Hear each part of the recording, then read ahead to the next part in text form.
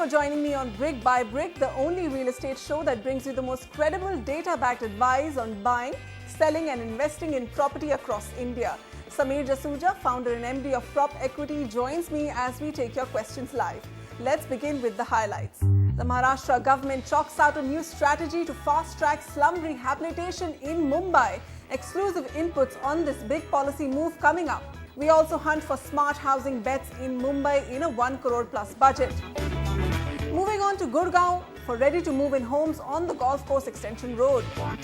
And we'll take up your legal dilemmas on your property purchases coming up. What should you do when the builder changes the layout of your project after selling you a flat? Our top story, the long-delayed attempt of rehabilitating slum colonies in Mumbai may get a kickstart very soon. Maharashtra's draft housing policy is drawing up a new game plan to help execute slum redevelopment projects in a phased manner. Nikhil Narayan Shivadas reports.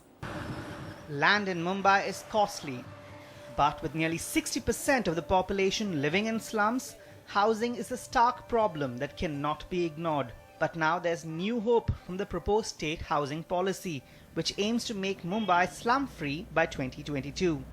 There is at least something new if you're talking about salt pans, if you're talking about TPS, if you're talking about time-bound approach to this whole thing. So that these are all positive steps in ensuring that a proper housing is provided to all.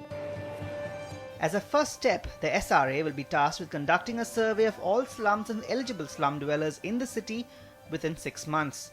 This information will be used to develop a master plan to redevelop slums on the lines of a town planning scheme. What's different this time around is the time limit being considered. Slum dwellers will be given 1 year to choose their own private developers to redevelop their slums, failing which the SRA will take a year to invite bids on its own. In case private developers are unwilling, then the SRA in the third year will provide viability gap funding of up to 40% of the project cost to make redevelopment attractive, which means that no matter which method is chosen, work will begin within 3 years.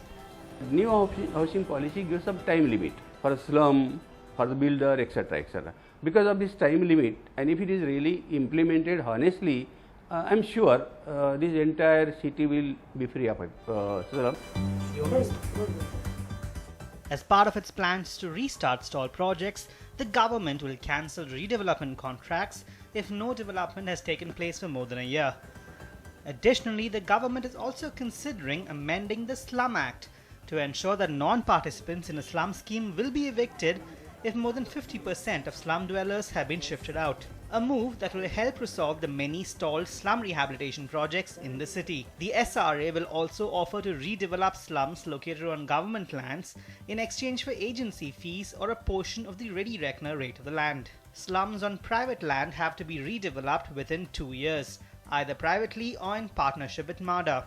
Otherwise, it will have to be sold to the government for a portion of the ready reckoner rates and TDI benefits, failing which it will be acquired by the government under the Land Acquisition Act. However, experts say that this will be a problem. Just taking the whole private landowners for granted in this manner with a time-bound situation will not really work out well, because I'm sure all these private landholders will go to the courts, etc., and seek some intervention, and it's going to be a time-consuming job. So I don't think it's going to work out so easily. In cases where slums cannot be redeveloped on site and will have to be shifted to other locations, the government is considering opening up over 400 acres of salt pan land in Mulund East, which can go a long way in providing low-cost housing for the present. So far, slum rehabilitation in Mumbai has achieved only about 10% of its intended target. Now one can only hope that the new government is more serious with its housing policy and Mumbai's slum problem is solved once and for all. From Mumbai, Nikhil Narayan Shivadas, NDTV. Okay, straight up, let's head to Mumbai, and Sangeeta Mondal would like to invest in this market. Sangeeta, what's your question? Go ahead. Hi, this is Sangeeta.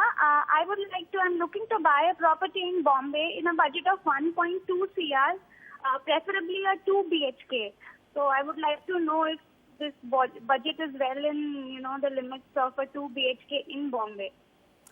Okay, Sangeeta, on the hunt for best deals in Mumbai for a 2 BHK Sameer in 1.25 crores. Well, I think Dahisar is the micro market which you can look at, where you can buy projects which will come within your budget, especially a 2 BHK option. The market is suffering with a little bit of a high inventory overhang, but because sales are really slow across the board, so nothing special about that. 29 months of inventory overhang. This micro market has a weighted average price of 9,300 rupees a square foot, and the price appreciation is 9.1% on an annualized basis. The three projects that you can consider here are Sparkling Winds by Chandak Group. This is at 9,500 rupees a square foot. This is a standalone project with 3 wings. Construction has already started with 13 slab work in progress. The developer has delivered more than 10 odd projects in Mumbai, and amenities include a clubhouse, lawn area, kids play area, jogging track, etc. NL Aryavarta by NL Builders, this is at 9,100 rupees a square foot approximately. Project is still available with the developer. There are a good amount of amenities in this project, including a sky garden, a clubhouse, and Wi-Fi internet. Construction has already started and reached the 9th slab. And the project is only 500 meters away from the Jain Deresar, 550 meters from St. Mary High School, and 1.3 kilometers from the Dahisar Sports Complex. So social infrastructure is pretty close by, and the developer has delivered about 5 projects in this vicinity. Midori Phase 1 by Shade Corporate Private Limited at 10,600. This is spread across 3.5 odd acres. The developer has delivered quite a few projects. Phase 1 is under construction. Amenities like clubhouse, multipurpose gym, banquet hall, gym, Nasium meditation room are all there in the project. So any of these projects are falling within your budget, ranging from 1.15 crores going up to 1.28 crores. So any project that you like, you can go ahead with. Okay, 3 great options for 2 BHKs in Dahisar East, a market with a cautionary inventory overhang of some 29 months. But Sangeeta, you'll get properties here averaging about 9,300 rupees per square foot. Let's look at those options for you again. Sparkling Wings by Chandak Group, NL Aryavarta by NL Builders, and Midori Phase 1 by Shade Corporation. Okay, next on the line with us, Monica Gupta. Hi Monica, where would you like to invest? Yeah, my question is that as right now we are staying in a rent, and we are looking for the ready to move flat or a flat. We are in Gurgaon only. The area. So could you please suggest something in our budget? It is up to 70 lakhs to 1 crore. Our budget is 70 lakhs to 1 crore. We are looking for the ready to move property. Okay, ready to move properties in Gurgaon up to 1 crore, Sameer. See, one thing that has to be kept in mind, that 1 crore is a pretty low budget for Gurgaon unless one was to go to new Gurgaon sectors. That also, the livability is not fully there yet. So we are recommending some projects to you which are within the livable areas of Gurgaon, but social infrastructure is not the best over there. It will take some time more to catch up.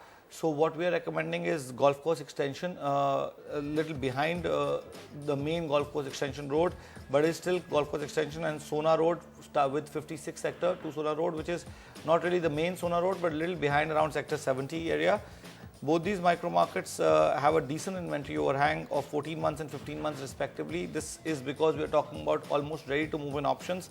That's why the inventory overhang is really low. And if you look at the weighted average price of almost ready projects here, Golf Course Extension Road is about 7,800 rupees a square foot, and Sona Road and NH8, that's the area between that, is about 6,350 rupees a square foot. On the price appreciation charts, Golf Course Extension Road is at about 11% on an annualized basis, and areas between Sona Road and NH08 is 14% because the base was still very low. Tulip Orange by Tulip Infratech is the first project at 7,400. All these projects will be available only in the resale market there because they are fully ready projects, and by the time they were getting sold, the markets were really good and they were sold on plan itself. This project's been ready since 2014 and 300 families are already have shifted in. Developer has recently offered possession of another project called Tulip White in the near proximity. That's also a project that you can consider. There's a 24-meter wide road adjacent to Tulip Orange project, and which is getting connected to the southern peripheral road and is operational now. And this will improve further connectivity into the main region of Gurgaon. Project has basic amenities only. Eden Heights by GPL Group, trading between 5,800 and 6,000 rupees a square foot at sector 70. Project again got ready in 2014. It's an 11-acre large land parcel. All modern facilities including ample parking space, modern clubhouse, modular kitchen, everything is available. And lastly, Ansal Essentia, Ansal API is on golf course extension but little behind. Available again from the resale market, trading between 7,000 to 7,300 rupees a square foot. This is a 112-acre integrated township of plots, villas and independent floors. There will be parks in each block, jogging track and other common amenities like clubhouse, amphitheatre. Apartments are fully air-conditioned with modular kitchen, and this is ready to move in. Many families have moved in and already delivered independent floors. So these are independent floors really.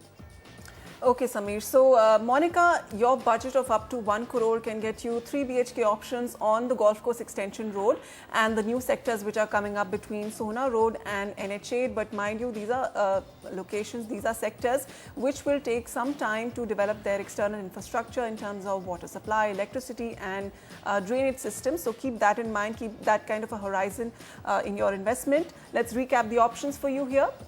There is Tulip Orange by Tulip Infratech, Eden Heights by GPL Group and Ansal Essentia by Ansal API. Time now for a short break. Next on Brick by Brick, we will be joined by a legal expert who will advise you on your legal disputes in real estate.